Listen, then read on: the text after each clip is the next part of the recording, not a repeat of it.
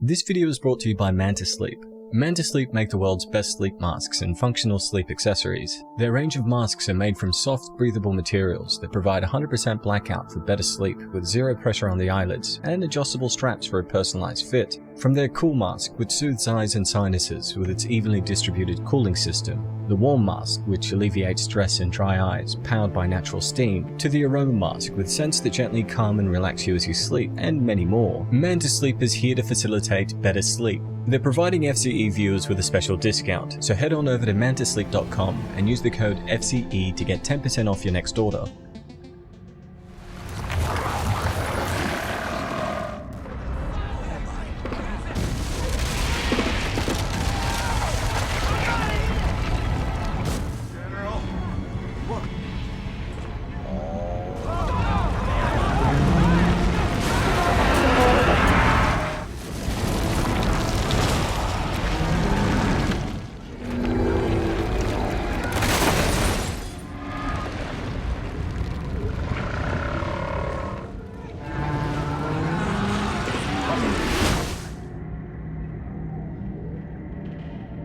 Directed by Ivan Reitman, Evolution is a 2001 sci-fi comedy starring David Duchovny, Orlando Jones, Julianne Moore, and Sean William Scott about a rapidly evolving alien life form that wreaks havoc on a small town in the desert of Arizona. Hey guys, what's happening? Niyat here with Film and Comics Explained, and today we're exploring the story, production, and its main antagonists, the unfeeling, ever-evolving invasive organisms, simply known as Genus.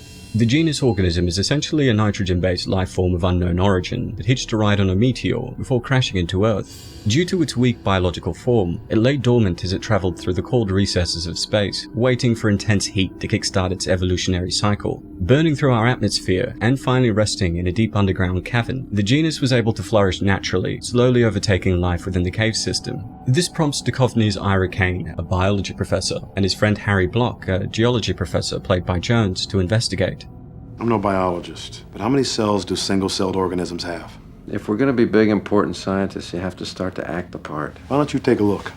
Unlike all life found on Earth that contain 4 base pairs, the DNA of the genus organism has 10. Additionally, it has an incredible rate of metabolism, allowing it to undergo millions of years of evolution in just a few hours. How quickly this occurs is relative to the amount of heat they're exposed to. While freezing cold environments such as outer space or freezers severely halted the creature's development, areas with greater temperatures will ensure the creature's evolution. Professor, the little wiggly worm things in there are breaking. Oh, look, yeah. No, it's not breaking, it's splitting. It's mitosis. That's how they reproduce. Genus reproduces asexually and rapidly expands via mitosis, splitting into 2 fully functional organisms in its most basic form. When Harry and Ira first encounter the meteor, they obtain a sample of blue-tinted primordial goo, which oozes from the rock. Interestingly, when first observed under a microscope, the organism is single-celled, but in the short time it takes them to discuss their findings, it's already advanced into multicellular forms. Teaming up with Julianne Moore's epidemiologist Alison Reed, they begin to understand the immense evolutionary power of this newfound organism. Oh, cool. Hey, snag one. Snag one? Yeah, snag one and put him in the bucket. I seen this movie. The black dude dies first. You snag it. Throughout the film, the genus undergoes several stages of evolution. With a distinguished blue coloration, likely due to their nitrogen-based environment, the amoeboid is its earliest form. After a few days, it evolves into fungal and lichen forms, which secrete a thick fog that replicates the atmosphere of their home planet, allowing them to thrive. In this fungal form, the organism takes on the appearance of yellow-greenish mushrooms, which rapidly evolve into flatworms. Due to the asexual reproduction of the genus and its location underground, these flatworms spread fast and far, encountering various elements that initiate further evolution. For example, once introduced to the lake that occupies a nearby country club, the genus takes on the form of a small reptilian creature, resembling a cross between a rat and a snapping turtle. Within days, Ira and Harry break into the site, now under the control of the government, and find it teeming with life, ranging from sentient flora, arthropods, crustaceans, and various other new species. Look at that backside. Theater in the round.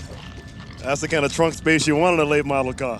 Apart from the massive flora resembling aggressive Venus flytraps, the largest organism initially observed in the cave is a green and red spotted insectoid with a large chitinous body. One of the most disruptive is a small insect with a razor-sharp proboscis that resembles a cross between a mosquito and a hummingbird, which gives Harry a really bad time. I'd like an ice cream, please. What flavor? The matter from my ass. The snapping, turtlesque aquatic creature later evolves into a much larger reptilian beast, similar in appearance to the long-extinct synapsid dinosaur, the Dimetrodon, and chomps down on a country club patron. Around the same time, a group of women notice flatworms trailing from a closet, with an unknown creature banging against the opposite side. Opening the door, they discover a seemingly docile, dog-sized green blob with big blue eyes that quickly lashes out when threatened. As police investigate the site of one of the attacks, the group locate dozens of dead, dragon-like winged beasts in a nearby valley. While the genus takes on many forms, almost all of them share a common weakness to Earth's atmosphere. However, one dragon specimen is able to vomit out an egg sac containing offspring that can breathe our atmosphere. Mazel tov, it's a boy! Whoa!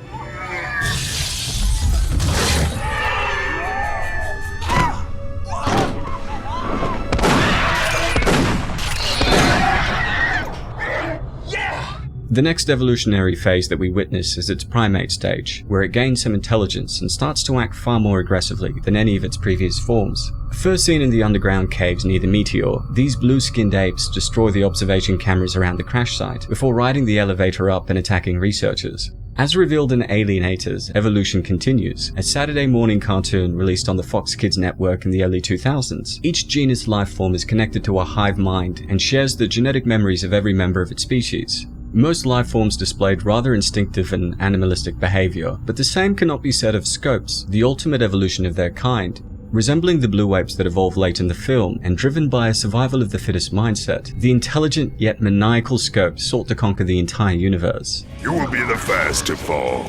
Soon the rest of your pathetic humanity will follow. That Scopes guy talks too much. As the town quickly becomes overrun by various creatures, Dan Aykroyd's Mayor Lewis demands a swift response from the government, with the military preparing to bomb the new ecosystem with napalm, which would only further encourage the genus to evolve into a giant amoeba. The group come up with a plan to poison the source of the invasion with selenium, a non-metal chemical element that behaves similarly to arsenic. Using a fire truck full of selenium-rich shampoo, they ultimately blow the rapidly growing genus up, ending the invasive threat. I loved Ghostbusters. That's sort of the hardest kind of thing to find. New, larger-than-life kind of threat that you can play both large-scale special effects against and also comedy. Whoa, whoa, whoa! What are you doing? Going up top! Not before me. I got a major score to settle. Go! It's payback time! Evolution was first conceived in 1998 by writer Don Jacoby, who penned the screenplay for the spider horror film Arachnophobia, as well as John Carpenter's Vampires. In its earlier stages, the film was written as a completely serious sci-fi horror story, with Jacoby hoping that John Carpenter would take on the project. However, Reitman, who immediately fell in love with the script, thought it would work better as a comedy film, in the same style as Ghostbusters. With Reitman settling some discrepancies with Jacoby, the film was greenlit by the Montecito Picture Company, with distribution to be handled by DreamWorks and Columbia Pictures. I think Ivan's sensibility is often to turn things on their head, to thumb his nose at the establishment. You know, in his movies, things like the military are always, full of jackasses. All the initial testing was done in our lab, Judge. The facilities at Glen Canyon Community College aren't jokes. They weren't a joke when I went there, General. Ivan certainly has a sense of comedy that's tremendous. I mean, he really can hear it. He hears where the rhythms are. He can hear kind of the melody in the line, where it's funny. So it's somebody you can rely on tremendously. With the cast picked and a budget of $80 million set, filming began in October of 2000. The CGI specialists at Tippett Studio were tasked with designing 18 unique aliens for the film. Sony Pictures Imageworks also supplied animation for the flatworm sequences, while extra visual effects work was done by Pacific Data Images. Despite its somewhat mixed reception, Evolution would eventually become a cult classic following its release. While never living up to the same hype or quality as Ghostbusters, the outlandish comedy made an impression on sci-fi fans thanks to its eccentric characters, wacky plot, and interesting variety of alien creatures. Well, that's all for today, folks. If you enjoyed the video, don't forget to hit like and subscribe to stay up to date on all my content. And if you have any other suggestions, feel free to leave them in the comments below. As always, it's been a pleasure. Niyat here with Film Comics Explained. Thanks for stopping by. On the set, and they all go on about how extremely funny you are, how amazingly funny you are in this picture. Do you think that's going to surprise people? Yeah.